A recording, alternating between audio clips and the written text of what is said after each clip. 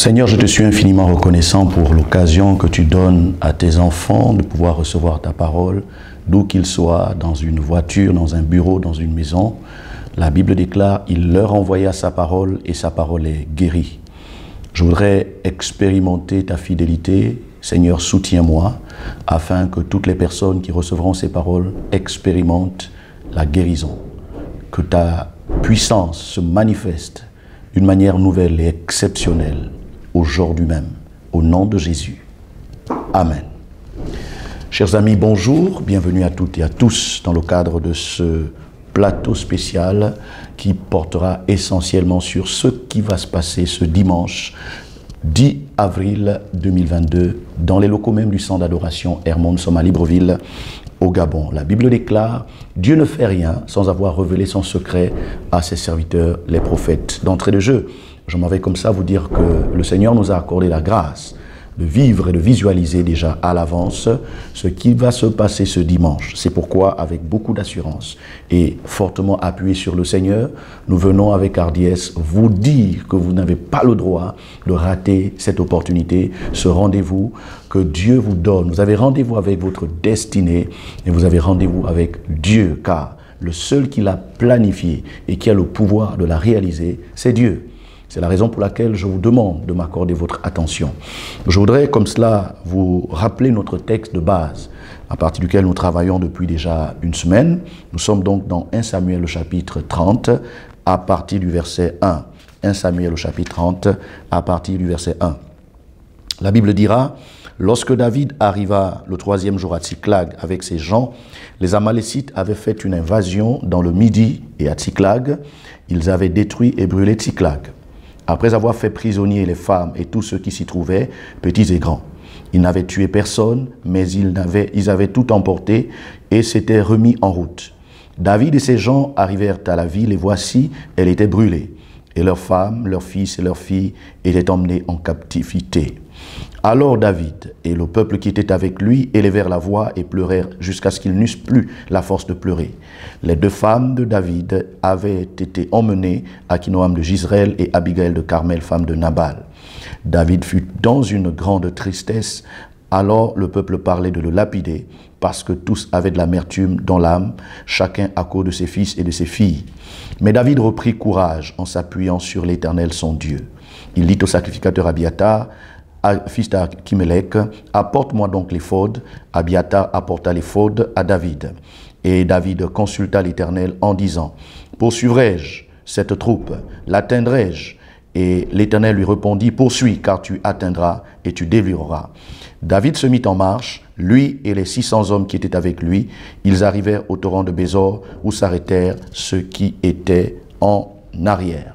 Lorsqu'on lit la suite de ce texte, on nous parle de cette longue marche que David a entreprise à la recherche des captifs de Tsiklag, au nombre desquels se trouvaient les femmes, les enfants et tous les habitants de Tsiklag.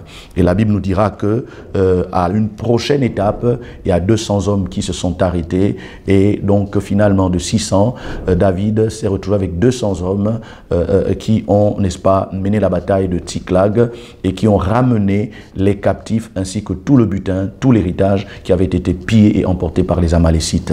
Au retour donc à Tsiklag, la Bible nous dit que les gens qui étaient restés pour garder les bagages étaient comme surpris de ce que ceux qui étaient allés avec David n'ont pas voulu partager le gain, le butin avec eux, estimant qu'ils avaient été déloyaux. Mais la Bible nous dit que David a usé de sa position pour exiger que le partage soit fait de part égale afin que ceux qui sont allés et ceux qui sont restés puissent avoir les mêmes avantages. Lorsque nous lisons ce texte, nous comprenons, chers amis, que Dieu n'a envoyé personne sur la terre, je dis bien personne, par hasard. Votre naissance n'est ni le fruit d'un accident, encore moins la seule volonté de papa et maman. Vous êtes ici sur la terre comme un pèlerin et un voyageur pour accomplir le mandat et la mission que la divinité vous a confiée. Et c'est cela que nous appelons la destinée. Écoutez, lorsqu'il se révèle à Jérémie, il dit « Avant que tu ne sois formé dans le ventre de ta mère, je te connaissais, je t'avais établi prophète des nations. Vous comprenez donc que ce n'est pas parce que nous passons par certaines difficultés, par certains problèmes, que Dieu a été comme surpris de notre venue sur la terre. Non, Dieu a planifié notre arrivée, Dieu a planifié les instruments de notre naissance, il a planifié la famille à laquelle nous appartiendrons, il a même planifié l'environnement, le milieu dans lequel nous allons grandir, évoluer, afin justement de manifester la destinée. Mais à l'instar de David, nous nous rendons compte que souvent la destinée nous fait naître à des endroits les plus inattendus. David, qui avait été oint pour être roi d'Israël, se retrouve à Tsiklag. Qu'est-ce qu'il allait chercher à Tsiklag?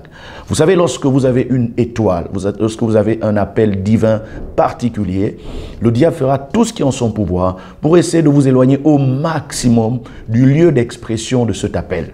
C'est ainsi que, pour n'avoir rien fait de mal à Saül, Saül va chercher à éliminer. Saül va prendre David comme étant son ennemi, tout simplement parce que, n'acceptant pas que Dieu était avec David et que la grâce était sur lui, Saül va se détourner. Au lieu de poursuivre et de chasser les Philistins d'Israël, c'est maintenant David qu'il pourchassait. Il y a des personnes qui sont, n'est-ce pas, dans notre environnement, qui sont dans notre milieu et qui estiment que pour réussir, pour se marier, pour travailler, elles doivent vous écarter, elles doivent vous éliminer, elles doivent vous éteindre.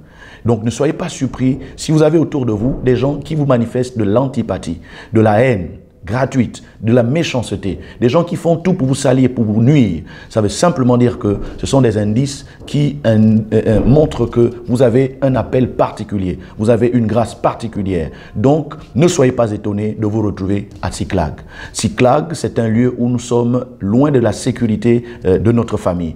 Nous sommes loin de la sécurité liée à notre compétence, à ce que nous avons appris à l'école comme diplôme, etc. Nous sommes dans des environnements qui nous sont hostiles. C'est cela, Tsiklag. Et au lieu que cela suffise, pendant que nous sommes à Tsiklag, attendant qu'un jour Dieu se souvienne de nous, voici que les Amalécites vont avoir comme projet de brûler Tsiklag afin d'augmenter notre misère et notre peine. La Bible dit que David était allé avec ses hommes pour faire une incursion dans les pays des Philistins.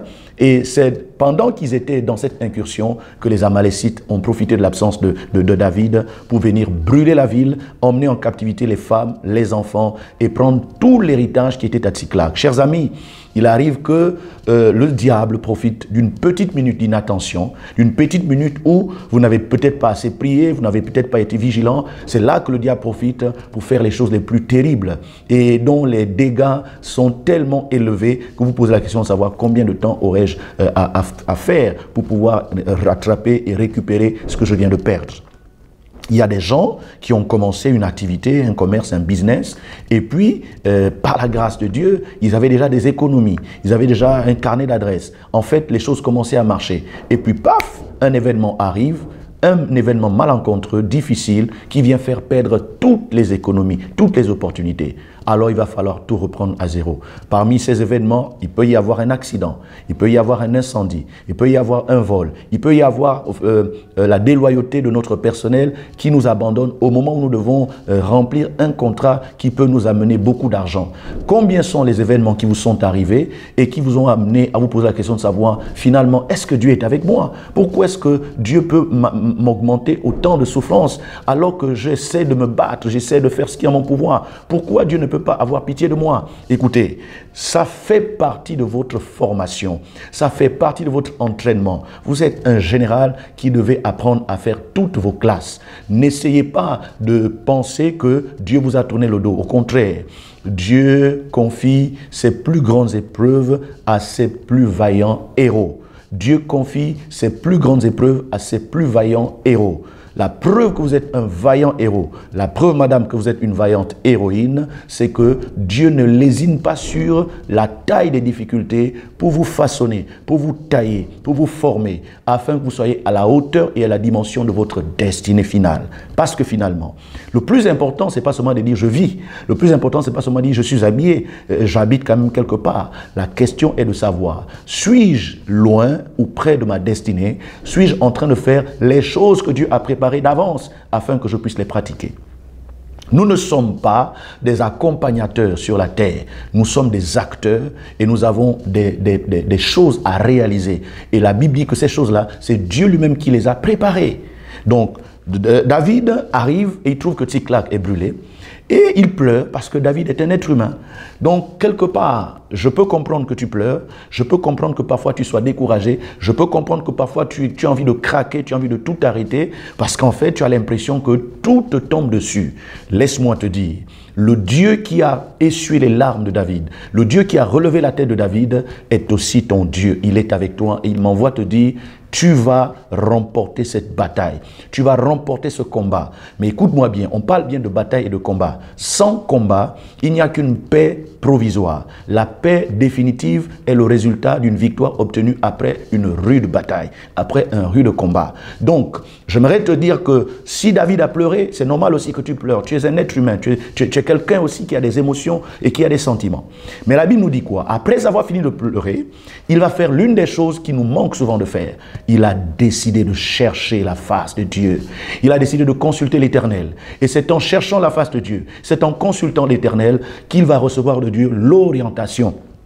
Chers amis, la Bible dit, ne soyez pas sages à vos propres yeux. Craignez Dieu et observez ses commandements. Comment manifester la crainte de Dieu et comment observer ses commandements? La Bible déclare, priez sans cesse. La Bible déclare, veillez et priez car votre adversaire le diable rôde comme un lion rugissant cherchant qui il dévorera. Résistez-lui avec une foi ferme. Vous avez donc besoin d'appliquer le conseil biblique et souvenez-vous de ce que Jésus a fait au champ des Oliviers, au mont des Oliviers. La Bible dit qu'il est monté avec ses disciples, il leur a demandé de veiller et de prier parce que l'heure des ténèbres était arrivée. Voilà, le prince de ce monde des ténèbres était en mouvement. Écoutez-moi bien, seule la prière peut vous donner la force de traverser l'épreuve. Seule la prière peut vous donner la force et la capacité d'entendre la voix de Dieu au milieu du bruit, des choses qui ne marchent pas, de la souffrance, de la précarité. Parfois, nous avons un problème de 500 francs, 1000 francs, ça nous manque. Et on se demande, Dieu dit que je serai la tête et non la queue, je serai en haut et non en bas, et je n'ai même pas 1000 francs. Écoutez, quand nous sommes dans la vallée de l'ombre de la mort, tout est tellement noir que nous avons besoin de prier. Et j'aimerais vous dire que David a prié, et quand il a prié, Dieu n'est pas resté muet. Dieu lui a parlé, Dieu lui a répondu, et lui a démontré que c'est moi qui t'ai oint, c'est moi qui t'ai choisi. Comment expliquer que dans une affaire où un monsieur a 8 enfants, le prophète arrive pour dire, je suis venu oindre le futur roi. Ce monsieur appelle 7 enfants et oublie David. Ça veut dire que humainement parlant, tout était mis en place pour que David ne puisse pas réussir. Mais la Bible dit, finalement, quand Dieu a démontré que Dieu n'était pas avec ses 7 autres enfants de monsieur Isaïe, c'est là que Isaïe va se souvenir de David et va l'appeler. Quand il va appeler David, Samuel va entendre l'Éternel lui dire, c'est lui, oint-le. Alors, David est oint. Au lieu qu'on respecte l'huile qui est sur sa tête et qu'on lui donne finalement une position dans la famille ou alors un travail beaucoup plus, on va dire quoi, beaucoup plus propre, beaucoup plus aristocratique, mais on nous dit qu'on l'a encore renvoyé en brousse. Comment expliquer qu'un père qui sait que son fils est le nouveau roi puisse encore accepter que cet enfant aille élever les moutons? Voilà encore une fois la preuve que les hommes ne sont pas prêts à accepter votre destinée. Mais pour autant, la destinée de Dieu va s'accomplir dans votre vie. La Bible dit que quand il est reparti, il a continué à faire ses classes, exerçant sa main au combat et se battant à main nue avec des lions et des ours. La Bible dit quand ces derniers voulaient attaquer les troupeaux qu'il gardait, il s'opposait à eux au risque de sa vie. Chers amis, parfois, les situations qui vous sont arrivées pouvaient vous tuer. Mais pourquoi elles ne vous ont pas tué? Parce qu'en réalité, Dieu était avec vous dans ces combats, dans cette bataille. Et ainsi, l'assurance que vous avez développée dans la victoire que vous avez obtenue face à ceux qui auraient dû vous tuer, vous faire mourir, va vous aider lorsque vous serez devant votre Goliath. La Bible dit que ce David va se retrouver comme par accident, comme par hasard, entendant comment Goliath était en train d'insulter toute une grande armée comme l'armée d'Israël. Et la Bible dit qu'il a décidé de relever le défi. Chers amis, apprenez à voir dans la difficulté qui se présente une opportunité pour voir la fidélité de Dieu. Une opportunité pour apprécier ce que Dieu est capable de faire en public parce qu'il a commencé à le faire avec vous en cachette. Donc, les victoires secrètes vous préparent aux gloires visibles et publiques que vous ne connaissez peut-être pas, mais qui vous attendent. Alors j'aimerais vous dire, le problème qui met à genoux votre service aujourd'hui, la situation qui met en difficulté votre entreprise, ce qui humilie votre famille aujourd'hui, et je vais même dire, ce qui fait honte à votre nation, à votre pays, mais c'est vous que ça attend. Vous êtes le Gédéon, vous êtes le David qui va relever le défi et qui va démontrer à sa génération, à sa famille, à son environnement immédiat qu'il y a un Dieu qui opère des miracles. Il y a un Dieu qui change les temps et les circonstances. La Bible dit qu'il a cherché la face de Dieu. Et quand il a cherché la face de Dieu, il a reçu l'orientation. L'orientation lui a permis donc de se lever et d'aller à la poursuite des Amalécites afin de récupérer d'abord les habitants, c'est-à-dire les femmes et les enfants qui avaient été emmenés en captivité. Et la Bible nous dit, non seulement David a ramené femmes et enfants, mais il a ramené tout l'héritage qui avait été volé par les Amalécites. J'annonce à quelqu'un que ce dimanche, quand tu feras le déplacement, Dieu va t'équiper, Dieu va te façonner, Dieu va te oindre, Dieu va te donner la force, le courage pour aller récupérer ce dont tu as besoin pour accomplir et réaliser ta destinée. Écoutez-moi bien, la destinée est un potentiel spirituel qui a tout ce dont tu as besoin pour réussir. Seulement, qu'est-ce que le diable fait? Il attaque la destinée sur le plan spirituel pour que ne reste en toi que l'enveloppe qu'on appelle la chair, pour que ne reste en toi que les simples compétences intellectuelles et mentales et peut-être même manuelles qui font de toi un homme ordinaire. Mais laissez-moi vous dire, vous ne pouvez pas réaliser votre destinée en étant un homme, une femme ordinaire. Pour réaliser votre destinée, vous devez être spirituel, vous devez être surnaturel, vous devez être un homme à mystère, vous devez être un homme dont on ne maîtrise pas ce qui fait réellement sa force. En fait, qu'est-ce qui lui donne cette capacité de traverser les plus grands trous, la fosse au lion, la fournaise ardente? Finalement, c'est quoi votre secret? Vous devez avoir l'Éternel avec vous. Chers amis, en venant ce dimanche, vous avez l'opportunité, vous avez l'occasion de prouver encore au diable que tout ce qui vous a fait comme sévice n'est pas assez pour arrêter votre destinée. Voici une opportunité de faire taire les moqueurs, tous ceux qui se sont réjouis. Parce que la Bible nous dit quoi? Les Amalécites étaient en train de faire la fête parce qu'ils estimaient qu'ils ont humilié, ils ont eu David, ils l'ont fait pleurer, ils étaient en train de se réjouir, ils étaient en train de danser pendant des jours. Mais ce qu'ils ne savaient pas, c'est que celui que vous avez humilié a un Dieu. Et quand ce Dieu-là va entrer en scène, il va lui donner la force, il va lui donner l'onction pour récupérer ce que vous lui avez volé et votre fête va s'arrêter, plus parce qu'il n'y a pas de musique, pas parce qu'il n'y a plus assez de nourriture, mais parce que le propriétaire de l'étoile que jusque-là vous avez manipulé et exploité est venu la récupérer. J'annonce à quelqu'un que ce dimanche, c'est un dimanche de gloire, c'est un dimanche de récupération de votre étoile. C'est pourquoi nous l'avons intitulé Dimanche de gloire. Et ce dimanche, nous allons encore une fois apprécier la fidélité de ce Dieu-là qui change les temps et les circonstances. Si pour vous, le temps a été un temps de misère, un temps d'humiliation, un temps de pleurs, un temps de malheur, un temps où tout ce que vous essayez de faire, ça marche un peu après ça tombe, ça monte un peu après ça tombe. À partir de ce dimanche, Dieu veut vous équiper, Dieu veut vous donner l'opportunité de rattraper ce qu'on vous a volé. N'oubliez pas, les frères de Joseph n'avaient pas de la haine contre le corps de Joseph, mais ils avaient de la haine contre l'étoile de Joseph. Les frères de Joseph n'avaient pas de la haine contre son corps physique, mais ils avaient de la haine contre sa tunique qui était le symbole de sa destinée. C'est pourquoi la première chose qu'ils ont faite quand ils l'ont attrapé, c'était de déchirer sa tunique, de la mettre dans du sang et faire croire à Jacob que son fils avait été dévoré par une bête sauvage. J'aimerais dire à quelqu'un, tes pleurs ne sont pas suffisants pour arrêter le plan de Dieu dans ta vie. Ta souffrance n'est pas suffisante pour arrêter la gloire de Dieu dans ta vie. Je veux te dire que ce dimanche, tu vas expérimenter la gloire de Dieu. Ce dimanche, tu vas expérimenter la puissance de Dieu. Nous allons mener un temps de prière intense. Nous allons mener un temps de combat spirituel, un temps de déclaration prophétique, un temps où nous allons être chacun, pour ce qui le concerne, son propre prophète. Car au-delà de toutes les déclarations et les révélations qu'un prophète peut vous apporter, vous-même, vous êtes censé être votre propre prophète en décrétant et en déclarant la parole que vous avez reçue de Dieu. C'est pourquoi Dieu dira à Jérémie, ne dis pas je suis un enfant, parce que tu iras vers tous ceux auprès de qui je t'enverrai et tu leur diras tout ce que je te dirai. Ils te feront la guerre, mais ils ne te vaincront pas, parce que moi, l'Éternel, je rendrai ton front dur comme le diamant. Chers amis, l'heure est arrivée où nous devons permettre à Dieu d'entrer à nouveau en scène et de valoriser ce que lui-même a caché en nous. Je te rappelle, toi qui me suis, que le corps que tu as là est un vase de terre, mais qui contient en lui la gloire de Dieu. Ce dimanche est un dimanche de gloire, où ce que Dieu a caché en toi doit sortir, doit se révéler, afin d'apporter des solutions, pas seulement pour toi-même, mais pour ceux qui sont autour de toi, pour ceux qui ont la chance de t'avoir comme ami, comme frère, comme soeur, comme parent, comme époux, épouse, pour ceux qui ont la chance d'être, n'est-ce pas, dans ton carnet d'adresse. Je voudrais donc m'arrêter par là pour dire que c'est une opportunité, c'est une occasion à ne pas rater.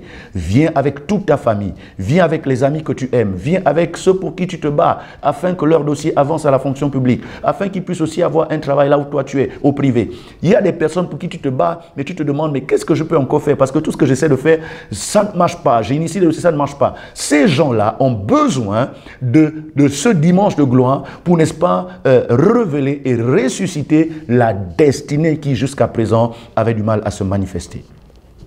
Dieu veut t'aider. Dieu veut te soutenir. Dieu veut te relever. Écoutez-moi bien, ce dimanche n'est pas comme les autres dimanches. Chaque dimanche dans le programme de Dieu a sa spécificité, sa particularité. Des anges d'une autre catégorie que nous n'avons jamais reçus vont se manifester ce dimanche. La gloire que j'ai vue ce dimanche est telle que ça ne mérite pas d'être raconté, mais ça mérite d'être vécu. J'aimerais vous donner 2 numéros de téléphone qui vont vous aider. Le premier numéro de téléphone est un numéro WhatsApp par lequel vous pouvez rentrer en contact avec nous et où nous présenter vos préoccupations, vos sujets qui vous tiennent à cœur, en fait vos luttes, vos batailles, afin que je commence à prier avant que vous n'arriviez le dimanche et qu'ainsi, quand vous viendrez le dimanche, vous expérimentiez le toucher de Dieu. Le deuxième numéro, c'est un numéro Airtel Money qui vous permet déjà d'anticiper en faisant une semence, en faisant une offrande pour dire Seigneur, je ne sais pas ce que je vais écouter dimanche, mais ce que je sais, il y a forcément quelque chose de divin, quelque chose de spirituel que tu as préparé pour moi. Et parce que je ne veux pas que ça tombe à terre, parce que je ne veux pas que ce soit juste une prédication de trop, parce que je ne veux pas que ce soit juste les paroles d'un être humain, je veux qu'il y ait une transformation, un changement. Seigneur, je fais mon offrande, je fais ma semence afin que ce dimanche soit pour moi un dimanche réellement de gloire. Le numéro WhatsApp pour vos appels et pour partager vos sujets de prière, vos préoccupations, expliquer votre situation, c'est le 062 426 46 68. 062 426 46 68. Le numéro Airtel Money pour pouvoir faire votre offrande avant dimanche, c'est le 074 80 425 425. 074 80 425 425. N'oubliez pas, vous avez rendez-vous avec votre destinée, vous avez rendez-vous avec le Dieu de la destinée. La gloire de Dieu ne vous a jamais quitté, elle était juste cachée. Et ce dimanche, elle sera révélée. Si vous avez été bénis, nous sommes heureux et fiers de votre attention, de votre temps d'écoute. Shalom, shalom et à dimanche, 10 h.